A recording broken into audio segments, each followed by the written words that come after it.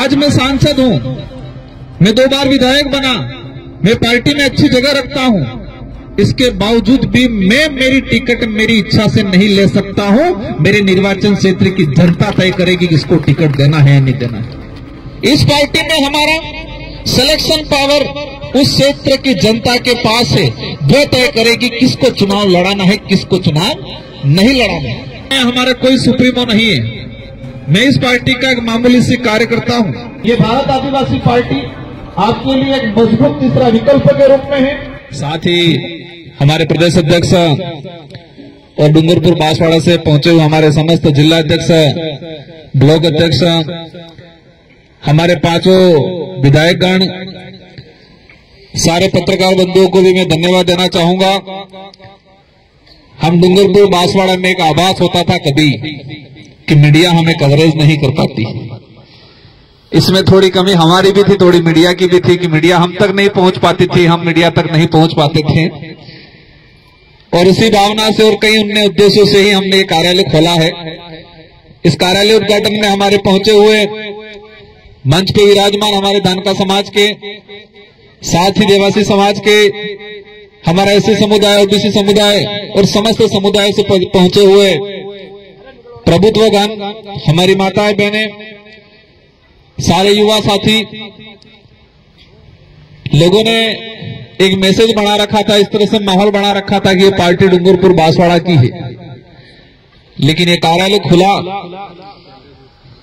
तो सबको एहसास होगा ये बांसवाड़ा की नहीं, राजस्थान की है और वर्तमान में सबसे बड़ी तीसरी पार्टी के रूप में अपना स्थान रखती है। मैं मेरी बात शुरू करने से पहले ये जो वट वृक्ष बना है आज, जो भी कहें हम छोटा मोटा, हम आज 5 विधायक हमारे, मैं सांसद के रूप में राजस्थान में तीसरी बड़ी पार्टी के रूप में, इस पार्टी को यहां तक लाने में कई लोगों का योगदान रहा है, कई ने कुर्बानियां दी है। इस पार्टी को मुझे सांसद बनाने में कई ऐसे लोग होंगे जिन्होंने रात दिन मेहनत किया, हो सकता है वो आज गुजरात में मजदूरी कर रहा होगा, कहीं कामकाज कर रहा होगा। मैं बैठे बैठे सोच रहा था, वो वक्त याद आ रहा था जब शुरुआत किया था हमने, तो लोग हंसते थे और विरोधी भाषण देते थे कि जिनका कोई आगे पीछे नहीं है, जिनका कोई माईबार नहीं है, जिनका एक वाड़पंच भी नहीं है, वो क्या करेंगे। हमने वो दौर भी देखा है कि हमें सार्वजनिक जगह नहीं मिलती थी सभाओं के लिए। हमें वो दौर भी देखा है कि हमारे पास टेंट नहीं हुआ करता था। हम प्रकृति की गोद में, उन पहाड़ों में, आम के पेड़ के नीचे, पीपल के पेड़ के नीचे भी शुरुआत किया है। और हम ये एहसास करते थे, कोई सरपंच भी अगर हमारे बीच में आ जाए तो हमें थोड़ी महसूस होता था कि यार हमारा कोई आया। लेकिन मेहनत इतने लगन से किया, एक सच्चाई के मार्ग पे चले, उद्देश्य को लेके चले, लोभ लालच में नहीं आए, और इसी वजह से आज एक सांसद और 5 हमारे विधायक यहाँ पर उपस्थित हैं और कई सरपंच हैं हमारे, कई प्रधान हैं। और मुझे विश्वास है हमारे पदाधिकारियों पे, इस पार्टी की विचारधारा पे, हमारे उद्देश्यों पे कि आने वाले समय में राजस्थान ही नहीं पूरे देश के अंदर एक शानदार परफॉर्मेंस होगा। मैं ये जो कार्यालय खोला है, मैं इसके बारे में बता दूं, कार्यकारिणी को लेके हम लोग संभाग वाइज प्रभारी बनाएंगे, हम किसी को भी अध्यक्ष नहीं बनाएंगे। संभाग वाइज प्रभारी बनेंगे। प्रभारी में जो बेस्ट काम करेगा, जो गरीब के लिए, दबे कुचले के लिए, सच्चाई के लिए आवाज उठाएगा, उनको हम जिम्मेदारी देंगे। और हमारे कई आसपास साथी सोच रहे होंगे कि पार्टी कैसे होगा। चिंता मत करो, जो आप सोच रहे थे वही डूंगरपुर बांसवाड़ा में 2018 से पहले दूसरे लोग सोच रहे थे।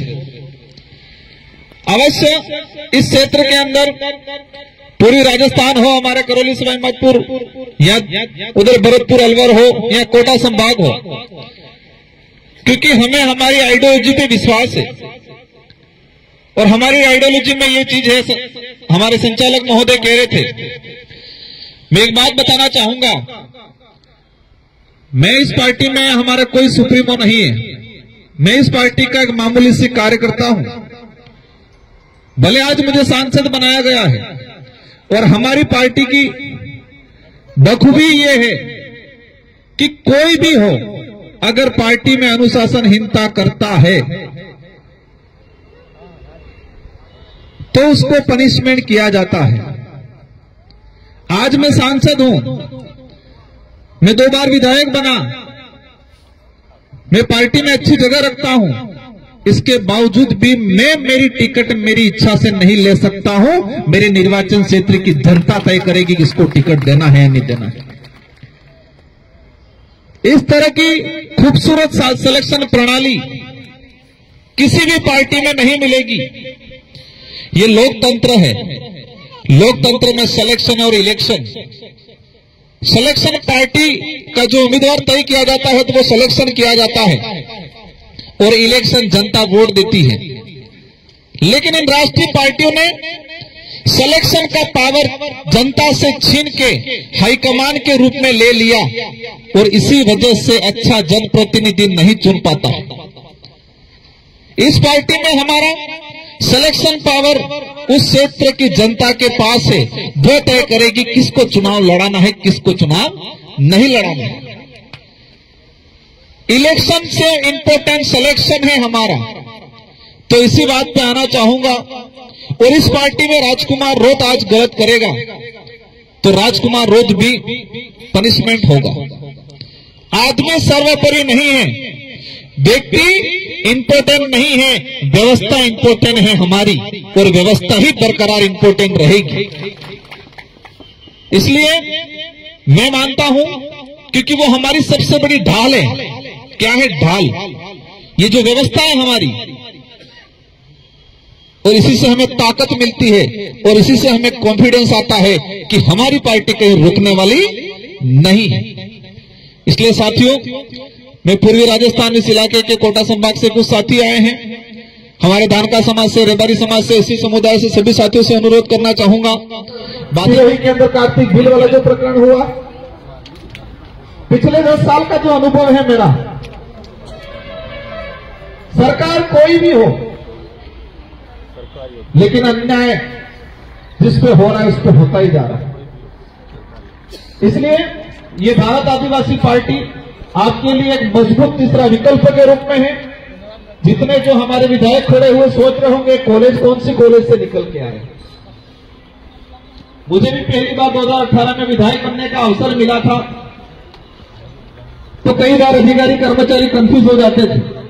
आपने देखे होंगे सारे युवा हैं, सारे लीडर हैं, तेज तर्राट है। हमारे 5 विधायक, एक विधायक जी की थोड़ी तबियत खराब है इसलिए वो नहीं बोल पाए, और मुझे उम्मीद है ये सब मिलकर राजस्थान को संभालेंगे और इस कार्यालय को संभालेंगे। और यहां पर मैं धन्यवाद देना चाहूंगा एडवोकेट विनोदा जी मीणा, हमारी नारी शक्ति, और इस कार्यालय का कहीं न कहीं वो और हमारे वहां से 2 व्यक्ति रहेंगे, उसका संचालन करेंगे।